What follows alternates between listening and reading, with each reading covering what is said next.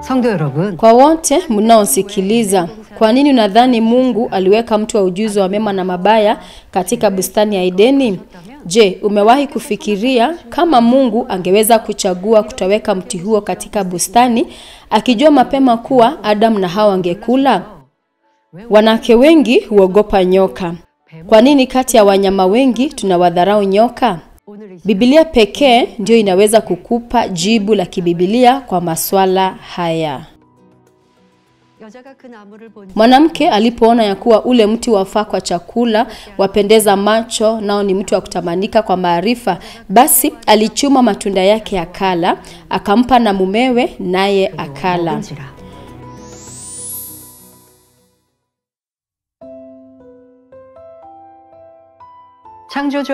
Wale wasiofahamu upendo mkubwa wa Mungu na mpango wake wa kina wa kukuza mwanadamu wanaweza kuuliza kwa nini Mungu aliweka mti wa ujuzi wa mema na mabaya huku ingesababisha uharibifu.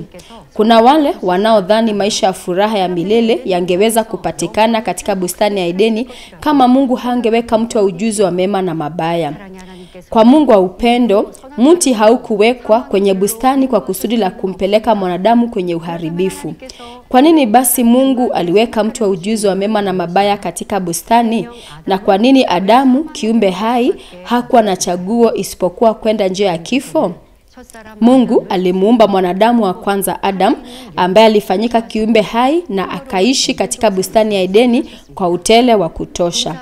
Katikati ya bustani kulikuwa na mti wa uzima na mti wa ujuzi wa mema na mabaya, pamoja na mto unaotiririka kutoka Edeni. Kama ilivyoandikwa katika Mwanzo 2:18-25, haikuwa vyema kwa Adam kuwa peke yake machoni pa Mungu, hivyo akamfanyia mwanamke kama msaidizi anayefaa kwake na wakawa wa mwili mmoja. Hii haikuwa kwa sababu Adam alihisi upweke, bali kwa sababu Mungu ambaye amekuwepo peke yake tangia mwanzo wa wakati alikuwa na ufahamu wa wakati ujao wa Adam na alikuwa na mipango ya kukuza mwanadamu. Katika bustani ya Edeni, kiumbe hai Adam na mke wake walifurahia utele uliotolewa na Mungu kwa uhuru, lakini alikatazwa kufanya jambo moja. Mungu aliwaonya wasile kutoka kwa mti wa ujuzi wa mema na mabaya uliowekwa katikati ya bustani. Mungu aliumba mpangilio na utaratibu kati ya muumba na viumbe vyake kwa kuweka mti wa ujuzi wa mema na mabaya katikati ya bustani ya Edeni. Unadhani nini kilitokea baadaye? Baada ya muda mrefu, Adamu na mke wake walisahau onyo la Mungu na wakala kutoka kwa mti huo. Shetani alisubiri nafasi ya kumpinga Mungu na mara kwa mara alimjaribu Hawa kupitia kwa nyoka, mnyama mwerevu zaidi.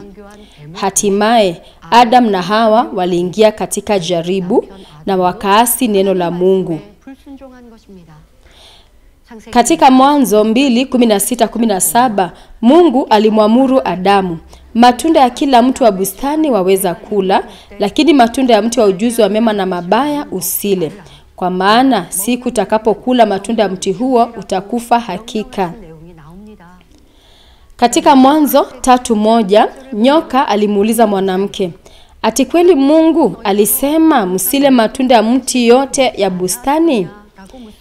Akamjibu, lakini matunda ya mti ulio katikati ya bustani, Mungu amesema msiale wala msiaguse msije mkafa.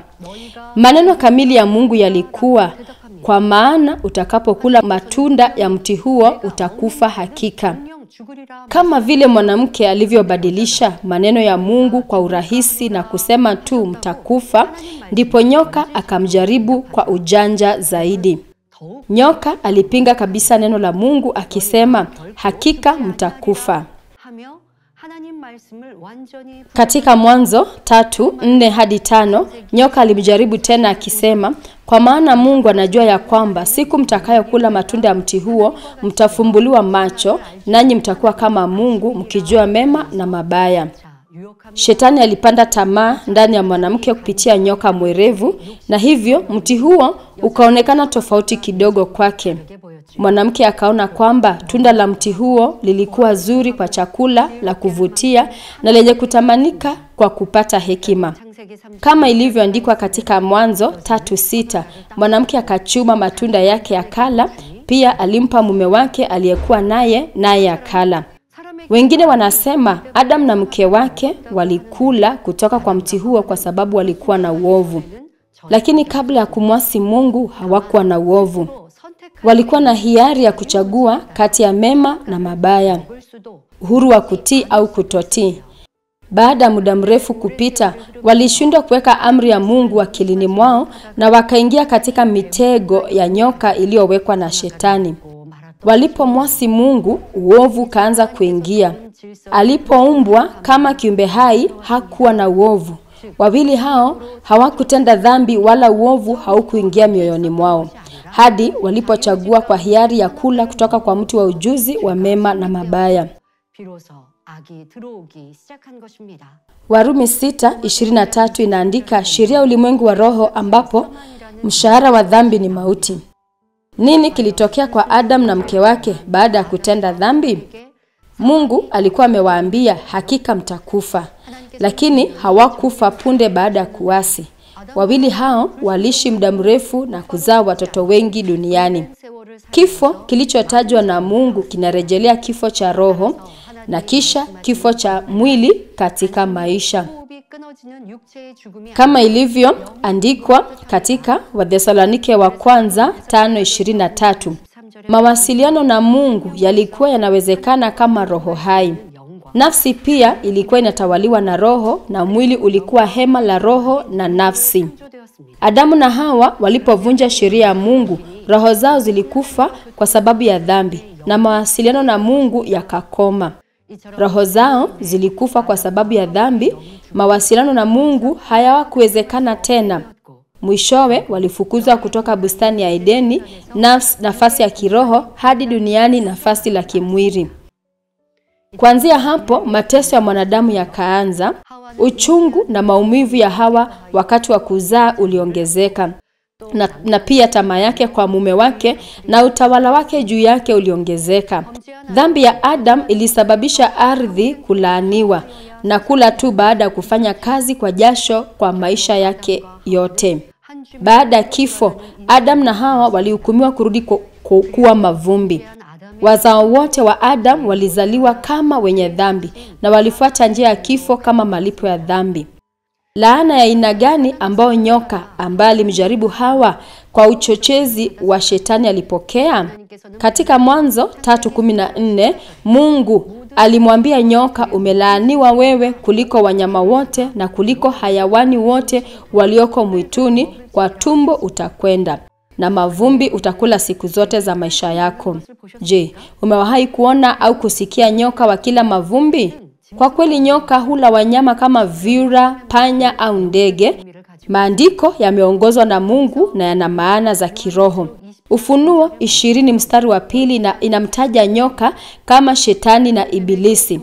Mungu alipomwambia nyoka ale mavumbi, mavumbi yanamaanisha mwanadamu aliyeumbwa kwa mavumbi kutoka ardhini. Mstari huo unamaanisha kiroho kwamba Ibilisi na Shetani watakuwa wakiwawinda wale wanaokaa gizani na dhambini. Petro wa kwanza 5:8 inaandika, kama Ibilisi ataleta majaribu na dhiki kwa wale wanaotenda uovu na kutenda dhambi, iwe ni mtoto wa Mungu au mtu wa dunia.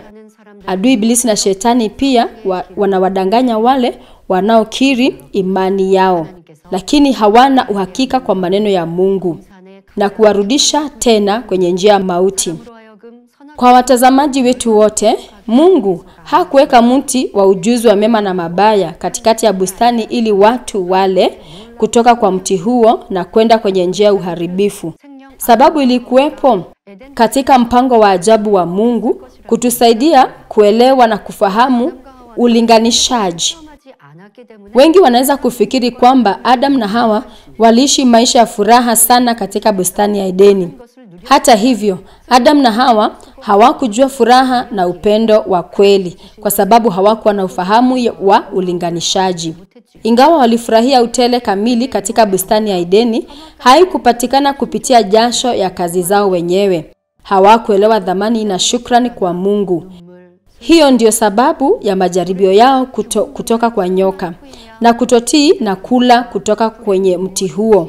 Waliweza kutofautisha kati ya furaha ya kweli na huzuni baada tu ya kufukuzwa hadi duniani na kuonja machozi, huzuni, maumivu, kutokuwa na furaha na kifo. Hatimaye Adamu na Hawa walitambua dhamani ya uhuru na utele uliotolewa na Mungu katika bustani ya Edeni. Unaweza kuwa mtoto wa kweli wa Mungu na kubadilishana upendo wa milele tu baada ya kupitia ulinganishaji. Kwa sababu hii, Mungu alimpa Adamu hiari na kuweka mti wa ujuzi wa mema na mabaya katikati ya bustani ya Edeni. Mungu aliruhusu kula kutoka kwa mti huo kwa hiari yao wenyewe. Aliwapa fursa kupitia na kuonja furaha pamoja na huzuni za maisha kupitia ukuzaji wa mwanadamu. Adamu na Hawa walifukuzwa kutoka bustani ya Edeni na kupitia ulinganishaji duniani, wakitambua dhamani ya kweli ya upendo, furaha na shukran. Walikuja kumpenda na kumcha Mungu kutoka moyoni mwao kabisa. Mungu aliweka mti wa ujuzi wa mema na mabaya katikati ya bustani ya Edeni na kutimiza mpango wa ukuzaji wa mwanadamu. Kupitia Adamu na Hawa, wanadamu wa kwanza, ili watu waweze kutambua upendo wa Mungu na kufurahia furaha ya kweli. Natumai nyote mtaelewa undani wa moyo na upendo wa Mungu, mchague kufuata ukweli kwa hiari. Mpende Mungu kwanza na muwe furaha na faraja kwa Mungu. Wacha niwaombee. Baba mpendo wa mbinguni, wewe ni Mungu wa upendo. Ulipanga ukuzaji wa mwanadamu ili kushiriki upendo wa kweli nasi, na hukuwa na budi ila kuweka mti wa ujuzi wa mema na mabaya. Tunaomba sote tutambue mpango wako mkuu, tufanye tuwe na ufahamu ili tuweze kuwa watu waliobarikiwa kwa kweli, wanaokupenda. Mungu, tusaidie tuchague ukweli kwa hiari. Tafadhali tulinde daima na walinde wale wanaotazama sasa, wape amani. Nafsi zao zifanikiwe na wabarikiwe kimwili na kiroho. Baba, tunakushukuru na kuomba katika jina la Yesu Kristo. Amen. 아멘.